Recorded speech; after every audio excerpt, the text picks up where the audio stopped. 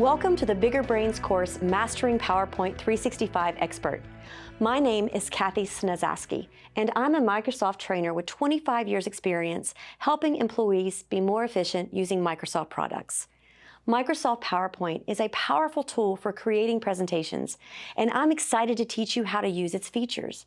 This course is intended for advanced PowerPoint 365 users who want to learn expert-level features. We'll start with merging and comparing presentations, as well as using PowerPoint add-ins. Then we'll navigate using the outline pane, customize font sets, and add macros and ActiveX controls. Next, we'll look at using multiple slide masters, customizing layouts, and customizing the notes and handout masters. From there, we'll work with objects and inking, and edit pictures, word art, icons, and equations. Then we'll look at advanced animation, adding action buttons, and managing video. Then, we'll create custom slideshows, add subtitles and cameos, maximize presenter view, and master transitions.